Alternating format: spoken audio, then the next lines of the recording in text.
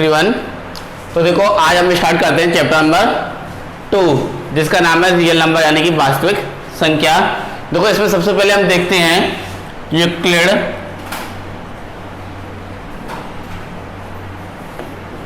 विभाजन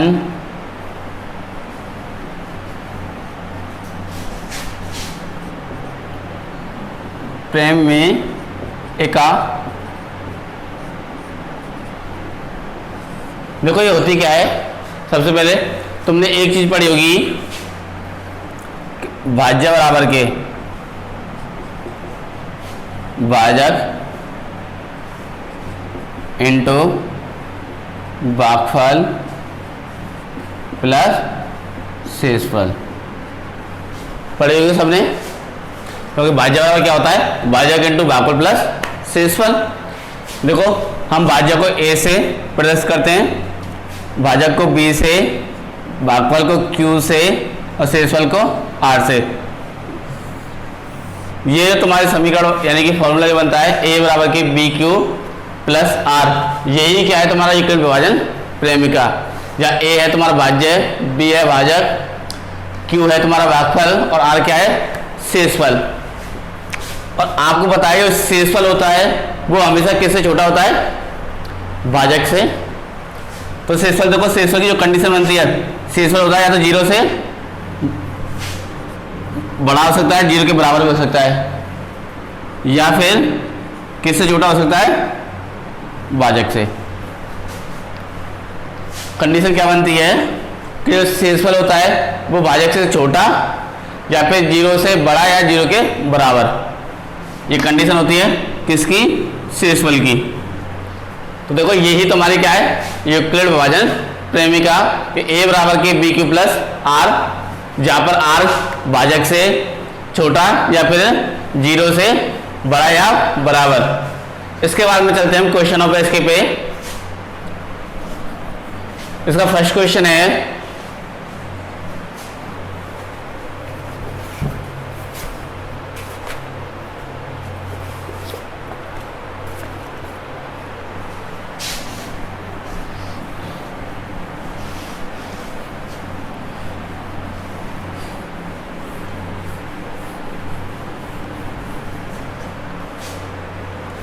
देखो पहला क्वेश्चन है आपका 2.1 का, क्वेश्चन नंबर फर्स्ट।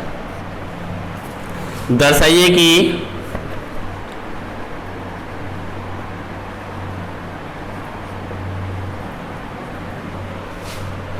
एक विषम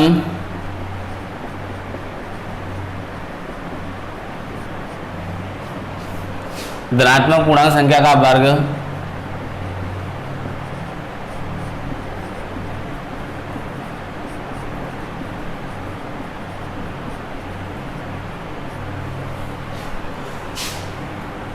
Q+1 के रूप का होता है।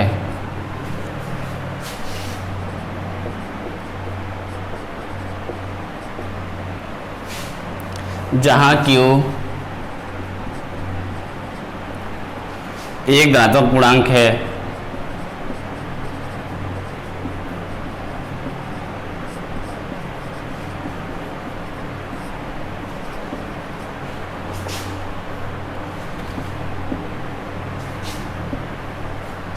देखो अब इस क्वेश्चन को, क्वेश्चन में कहा है, और देखो तुमने रियल नंबर यानी कि वास्तविक संख्या ये तुमने पढ़ ली होंगी पहले, संख्याएं सभी क्या, पूर्ण संख्या प्राकृतिक संख्या किसे कहते हैं, एक से लेकर के जो अनंत तक संख्या होती है सब किसमें होती है वो प्राकृतिक संख्या में।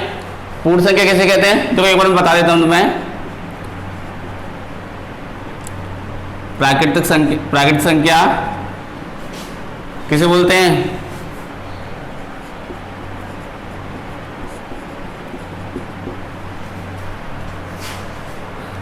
एक से लेकर के अनंत तक जो सभी संख्या होती है वो क्या होती है, प्राकृतिक संख्या।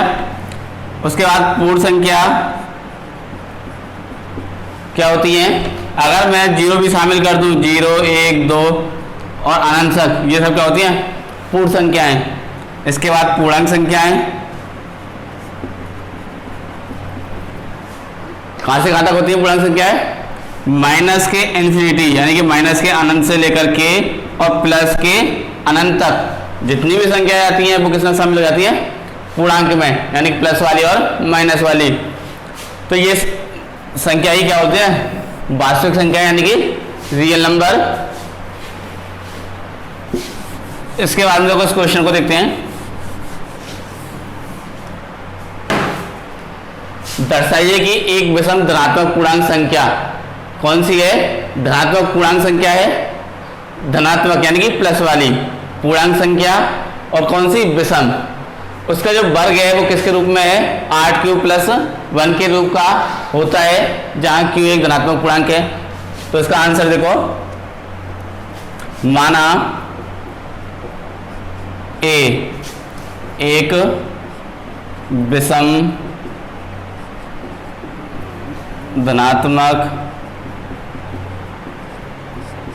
पूर्णांक संख्या है, जहां a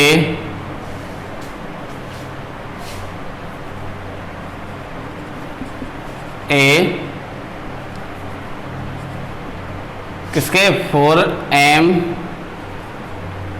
+ 1 कॉमा 4m + 3 के रूप में होगा। इसके बाद में देखो इधर a मान लिया हमने, कोई भी a क्या है, विषम धनात्मक पूर्णांक संख्या है। उसके बाद में जहां a का मतलब क्या है, विषम धनात्मक पूर्णांक संख्या। अगर यहाँ a ना लिखो तो क्या लिख सकते हो, विषम धनात्मक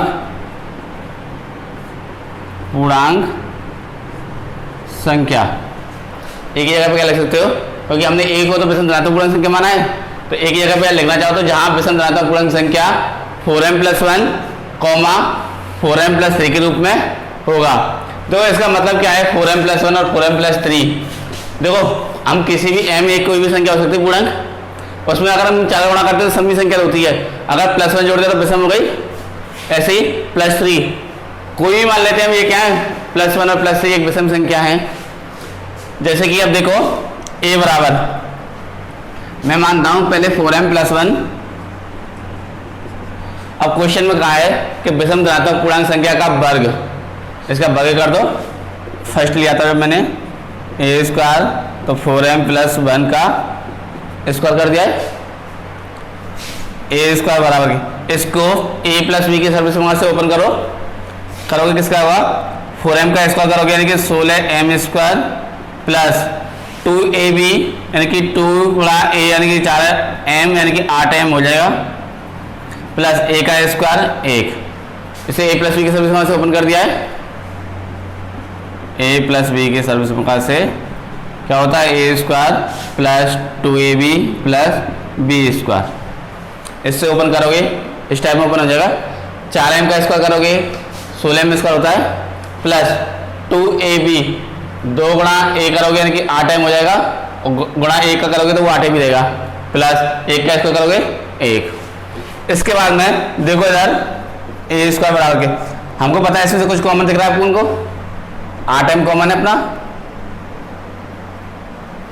इसका कितना बचेगा, 2m कॉमन लेने के बाद में इसका कितना बचा, +1, ये +1 अपना है ही। a² बराबर के 8, इसकी जगह पर मैं क्या लिख सकता हूं, कोई भी संख्या क्यों ले देता हूं, कोई भी क्या है पूर्णांक संख्या +1, जहां q बराबर मैंने क्या लिखा है, m कोष्टक 2m + 1, q की जगह पर क्या लिख दिया मैं, m कोष्टक 2m + 1 की जगह पर क्या लिख दिया, उठा के मैंने q। अब देखो इधर जो हमारा विषम धनात्मक पूर्णांक संख्या a मानी थी वो किसके फॉर्मेट में आ गई, 8q + 1 के रूप में। बस हमें यही दर्शाना था कि जो हमारी विषम धनात्मक संख्या का जो वर्ग है वो किस रूप में होता है, 8q + 1 के रूप में। जैसे अगर मैं एक और एग्जाम्पल लूँ, अगर a बराबर के मैं 4m + 3 के रूप में लेता हूँ, तब भी देखो ये आता है नहीं आता, देखो इधर बता रहा हूँ इसको।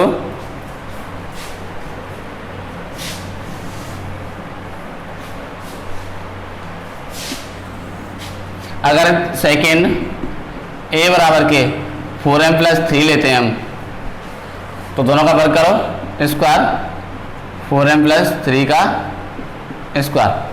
फिर इसको ओपन करोगे ए प्लस बी की सर्विस में से ए स्क्वायर बराबर करोगे इसको 16m स्क्वायर प्लस 2ab, 2 गुणा 8 करोगे 8m प्लस इंटू 3 करोगे 8 दिया 24m प्लस 3 का स्क्वायर वर्ग।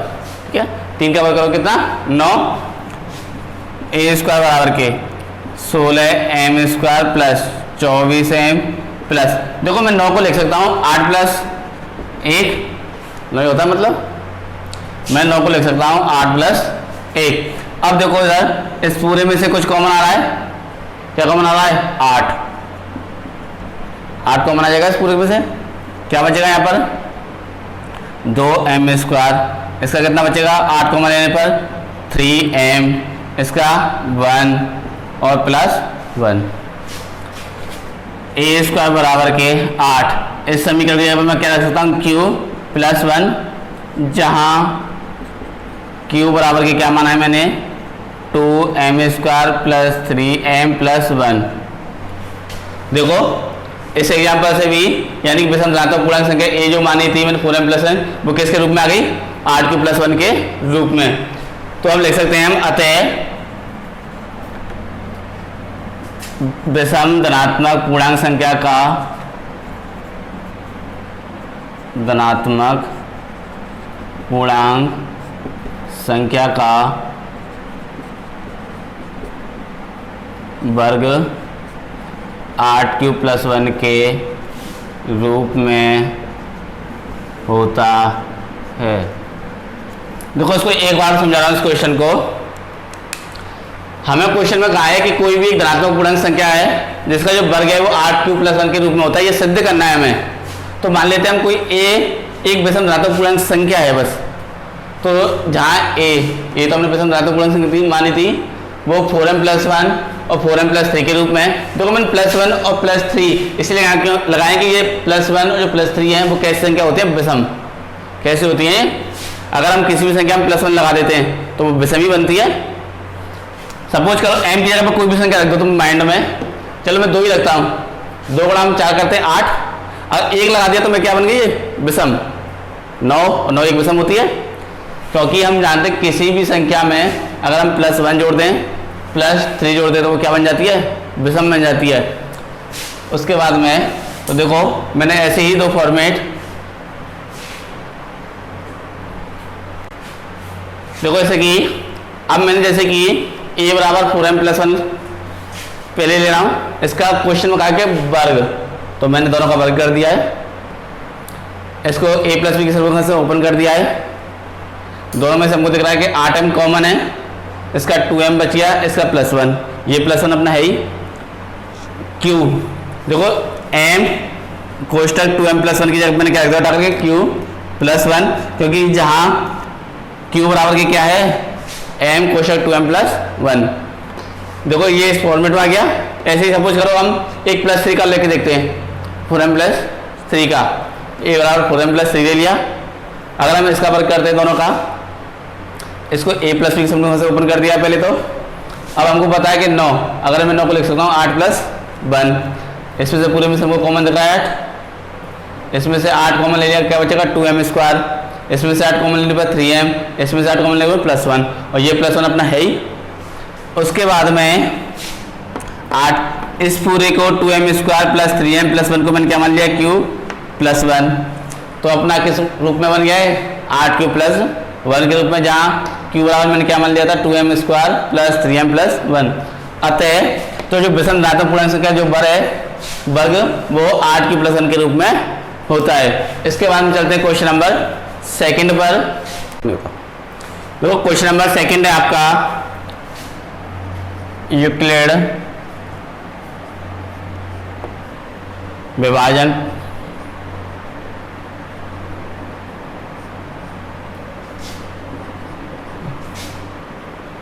प्रेमिका द्वारा दर्शाइए कि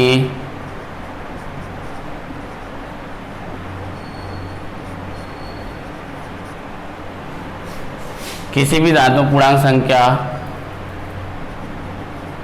किसी भी धनात्मक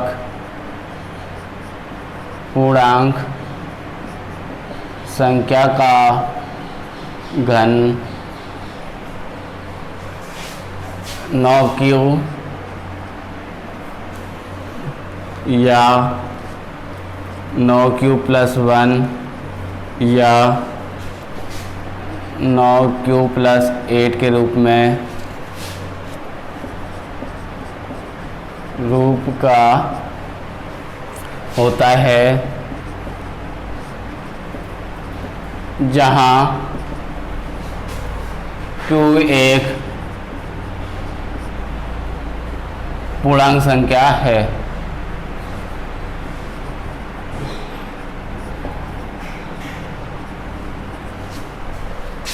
देखो अब इस क्वेश्चन को यूक्लिड विभाजन प्रमेय द्वारा दर्शाना है कि किसी भी धनात्मक पूर्णांक संख्या का घन, कौन संख्या है? धनात्मक पूर्णांक संख्या का घन किसके रूप में हो सकता है? 9q या 9q + 1 या 9q + 8 के रूप का होता है, जहाँ q क्या है? कोई भी एक पूर्णांक संख्या है। देखो तरफ इसका आंसर, माना a एक धनात्मक पूर्णांक संख्या का, माना एक धनात्मक पूर्णांक संख्या का, माना एक क्या है? धनात्मक पूर्णांक संख्या है। इसके बाद में जहां a ये क्या है? अपना धनात्मक पूर्णांक संख्या,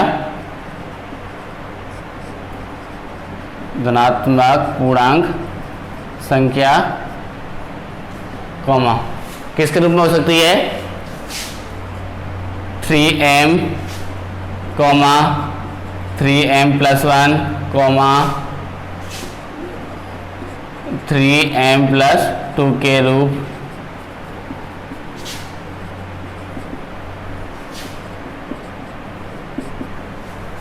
माना एक क्या धनात्मक पूर्णांक संख्या है, जहां धनात्मक पूर्णांक संख्या a 3m, 3m + 1 तथा 3m + 2 के रूप में होगी। देखो इधर आओ, a फर्स्ट a बराबर मान के चलते हम क्या है? 3m है। क्या क्या कह रहा है क्वेश्चन में? धनात्मक पूर्णांक संख्या का घन। अब क्या करना है? इनका घन करना है। aq बराबर के 3m का भी घन कर दो, इसको ओपन करो। aq बराबर के 3 का q करो, कितना होता है? 27।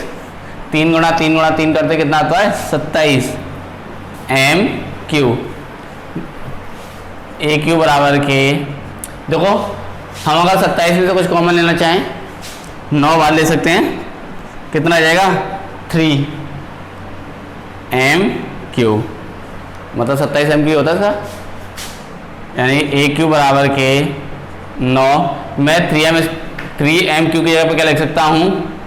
q, जहाँ q बराबर कितना है? 3mq, यानी कि किसका? धनात्मक पूर्णांक संख्या घन किसके रूप में आ गया? 9q के रूप में आ गया। एक तो अगर से दूसरा एग्जाम्पल लेके देखते हैं हम, किसका? 3m + 1 का। देखो इधर सेकेंड a बराबर की अगर हम 3m + 1 लेते हैं तो दोनों का q करो। aq बराबर के 3m + 1 का q, इसको किस सर्व समीकरण से ओपन करोगे? a + b का होल क्यूब। क्या होती है वो सर्व समीकरण? देखो इधर मैं लिख देता हूं तो मैं, a + b का क्यूब क्या होती है? a³ + 3a² b + 3ab² + b³ ये होती है। कैसे भी लिख लो इसको, या तो a³ + b³ + 3a² b + 3ab², यही होती है। इसको ओपन करोगे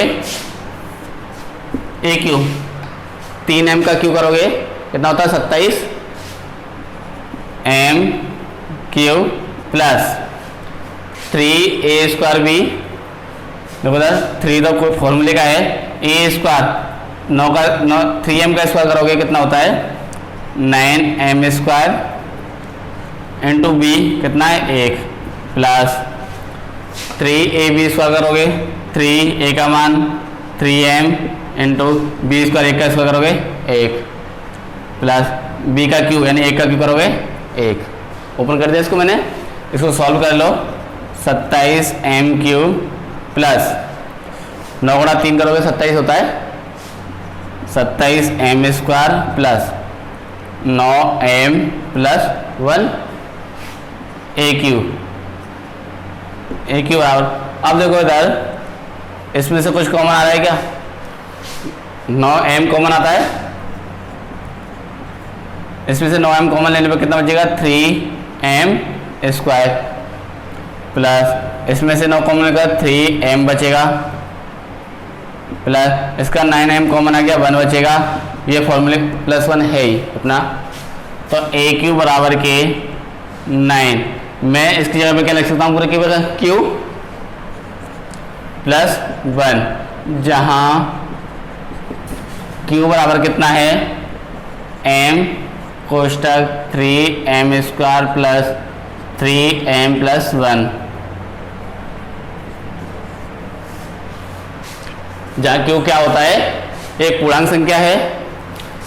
इसके बाद में अगर तुम तीसरा एग्जाम्पल लोगे तो किसका ले सकते हो, a बराबर के 3m प्लस 2 का क्यू करोगे तो वो भी लास्ट में किसके रूप फॉर्मेट हो जाएगा तुम्हारा 9q प्लस 1 के रूप में। तो इससे सिद्ध होता है अतः a यानी कि अतः धनात्मक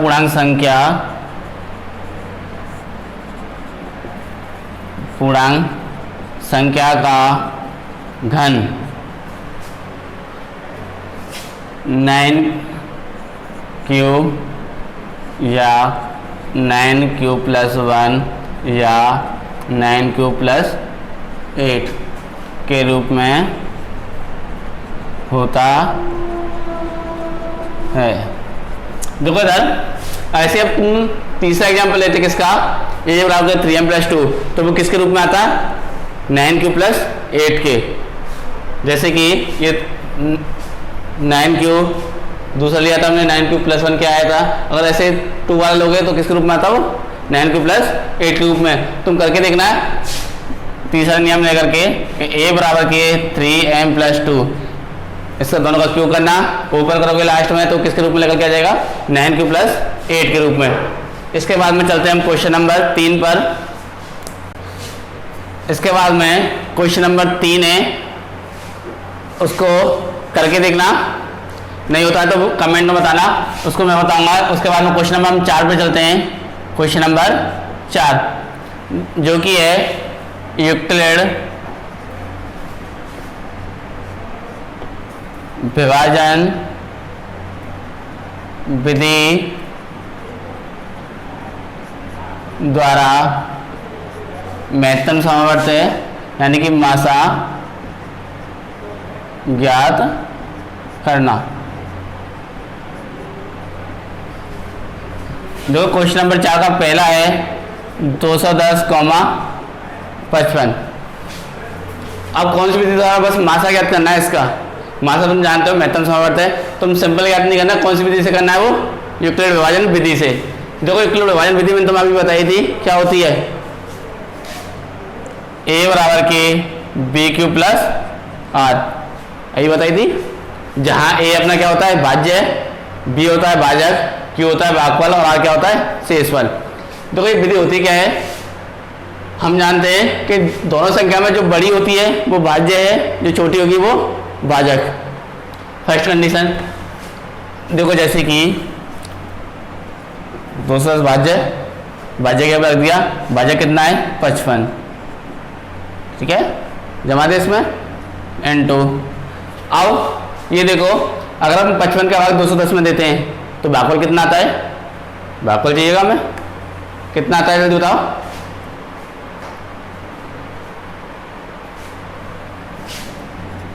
3। 55 का भाग 210 में दोगे कितनी बार जाता है? 3। देखो धर्म, 55 का भाग 210 में दोगे कितनी बार जाता है? 3 बार। भागफल की जगह पे क्या रख दिया? 3। शेष में कितना बचता है? क्योंकि 55 का भाग अगर 210 में देते हैं कितनी बार जाता है? 3 बार। कितना होता है? 165। घटाओगे कितना? 110 में से 210 में से 165 कितने बचते हैं? शेषफल 45। उसके बाद में देखो इधर, अब ये प्रक्रिया हमें, ये फर्स्ट नंबर स्टेप हो गया। देखो ये प्रक्रिया हमें तब तक करनी है जब तक जो शेषफल है वो 0 नहीं आ जाए। ठीक है, देखो इधर, उसके बाद में स्टेप नंबर सेकेंड। देखो सेकेंड स्टेप में जो हमने भाजक माना है उसको तो मान लोगे भाज्य 55, और जो शेषफल है उसको मान लोगे किसके? क्या? भाजक। ये नेक्स्ट स्टेप में करते चले जाना। फर्स्ट में तो हमने जमा दिया था 55 का 210 में दिया कितनी बार? 3 बार भागफल। जो शेषफल बचता था वो 45। अब सेकंड कॉलम में देखो अभी शेषफल 45 बच रहा है, 0 नहीं है। ये प्रक्रिया हम तब तक करते हैं जब तक शेषफल 0 नहीं हो जाएगा, और जहां पर शेषफल 0 हो जाता है वहां का जो भाजक है वही अपना क्या होता है? मासा। यहाँ पर अभी शेषफल कितना है? 45। तो सेकेंड स्टेप में ध्यान रखना, जो भाजक है उसको तो हम भाज्य मान लेंगे और जो शेषफल है उसको क्या मान लेंगे? भाजक। अब 45 का भाग 55 में दो कितनी बार आता है? 1 बार। शेषफल 10। अभी भी शेषफल कितना है? 0 नहीं है, 10 है। स्टेप नंबर थर्ड, क्या मैंने क्या बताया था? जो भाजक है उसको तो भाज्य और शेषफल को भाजक। 10 का भाग 45 में दो कितनी बार जाता है? 4 बार। अभी भी शेषफल कितना बचता है? 5। अभी भी शेषफल 0 नहीं आया। स्टेप नंबर 4 करो। मैंने क्या बताया था? भाजक को भाज्य और शेषफल को भाजक। अब 5 का भाग 10 में दो कितनी बार जाता है? 2 बार। और शेषफल क्या बचता है? 0। जहां पर शेषफल 0 हो जाए वहां का जो भाजक है वही क्या है? अपना मासा। अतः मासा बराबर कितना हुआ? 5। याद रखना, जिस स्टेप पर तुम्हारा क्या शेषफल 0 हो जाता है उस स्टेप का जो मासा है वही क्या होगा? सॉरी, जिस स्टेप का भाजक है वही क्या होगा? अपना मासा। तो इस क्वेश्चन का जो मासा होगा वो कितना होगा? 5। इसके बाद में क्वेश्चन नंबर इसके सेकंड को देखते हैं।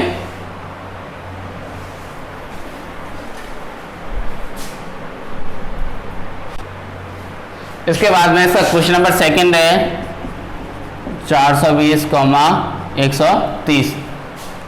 तो जवाब इसको a बराबर के b q plus r. Step number first, भाज्य। मैंने कहा था बड़ी संख्या वही कौन सी होगी? भाज्य, यानी कि 420 बराबर के भाजक 130। देखो इधर 130 का भाग दोगे कितनी बार जाएगा? 3 बार। और शेषफल 30। 130 का भाग हम 420 में देते हैं कितनी बार जाता है? 390। और शेषफल का हो गए 30। उसके बाद में स्टेप नंबर सेकंड, क्योंकि हमको पता है इसमें अभी शेषफल कितना आ रहा है? 30। मैंने बताया था स्टेप नंबर सेकंड में जो भाजक है उसको तो भाज्य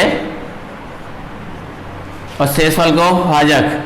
अब 30 का भाग 130 में दोगे कितनी बार जाएगा? 4 बार। 120 और 130 में 120 का कितने बचते हैं? 10। यानी शेषफल कितना है? 10। अभी भी शेषफल 0 नहीं है। स्टेप नंबर थर्ड, 30 भाजक को भाज्य और शेषफल को भाजक। 10 का भाग 30 में देते हैं कितनी बार जाता है? 3 बार। और शेषफल 0। अतः मासा बराबर कितना हो जाएगा? 10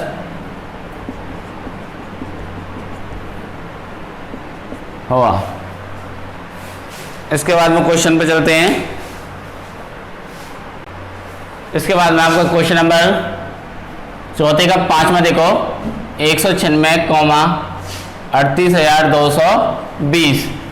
इसका करना है यूक्लिड प्रोबेबिलिटी से मासा a बराबर बी क्यू प्लस आर।